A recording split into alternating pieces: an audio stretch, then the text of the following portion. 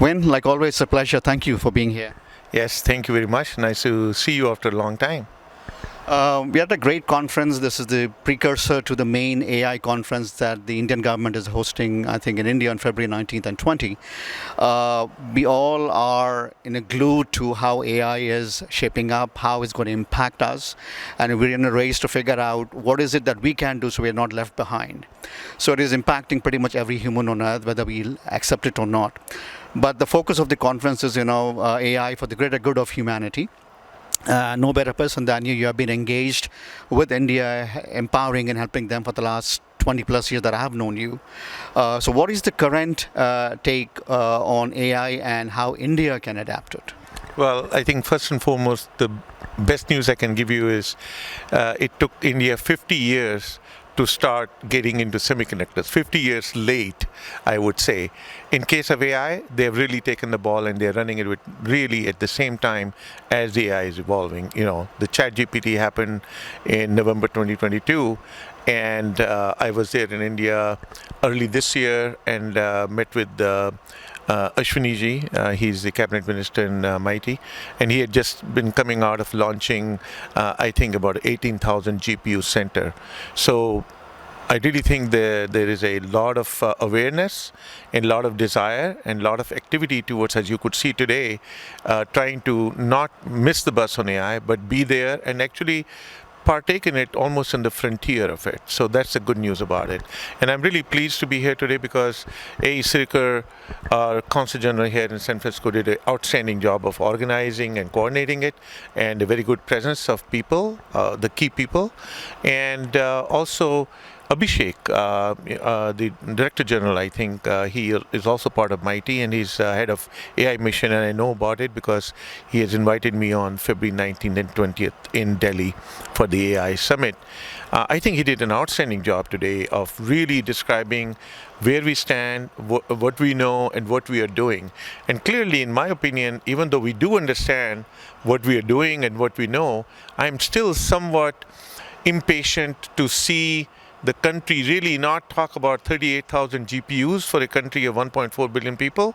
We need to talk at least about 100,000 GPUs to start with, and then talk about hundreds of thousands and millions of GPUs, and whether we buy them or we create them internally, which I know is also an important function, and I'm somewhat involved in those type of activities too. But we need to move forward with action, not just talk about various elements of AI and safety and security and how we'll take it to global south. First, we need to take it into our own country, allow our researchers and students and other people to truly start experimenting with making models and making LLMs that are more unique to our languages, and truly start discovering things using AI and not just talk about it. So you mentioned scale is very critical for a nation which is the largest population on the face of the earth. But like I said, you have been engaged in many capacities for the last 20 plus years. Policy paralysis has been there, give and take. But I think things have changed quite a bit, and now you cannot stop. You have to keep going. How do you see that evolve so that it is kind of, across the board for everybody involved? Yeah, no, I think one of the things I've recommended to Abhishek is that they should also have an advisory board, like, there's an India Semiconductor Mission. There's an advisory board which is quite broad of different types of people from academia, from finance, and from technology side, like myself, who are guiding and actually are the spokesman to really bring the new thoughts, seed new thoughts. And I think we need something similar in the AI side, where we can truly emphasize from a outside perspective why it is so important that we need to assign a significant large amount of money to AI now, not wait for a few more years, because we will be missing the boat and really falling behind. As you heard, a very good speech from Vinod Dham today, where he said that there will be only two types. Either you will be with it or you'll be miserably left behind. We don't want to be in that category of miserably left behind. So I truly feel the only actionable item I can take out of here is to go make a difference by increasing the amount of outlay we have for AI significantly, far more significantly than we have today. Last question, Vin, is you keep going to India often. You have seen the young generation evolve compared to what it was 20 years, even 10 years ago. I think the young generation sees policy and government a little differently. They are more proactive. I mean, government can only do so much, but people have to be engaged at different levels. How do you see that evolve with the younger generation in India when you go? Well, I'm very proud of the younger generation in India. I cannot tell you enough about the great things about them.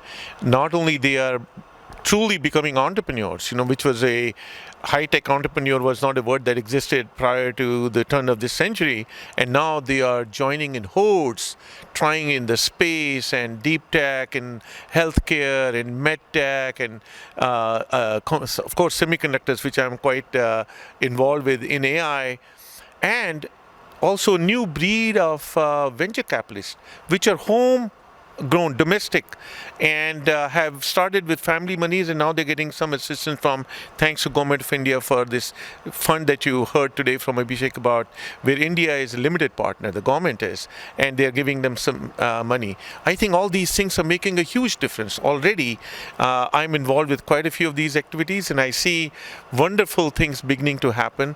Let the 1,000 flowers bloom is my thing, and Modi ji really understands that, and he's truly enabled it. But now it's up to us to take his vision and implement it. So implementation, we will have to work with variety of cabinets and various ministers to make sure the policies and the outlays of financial capital are adequate to carry out the vision that Modi ji has laid.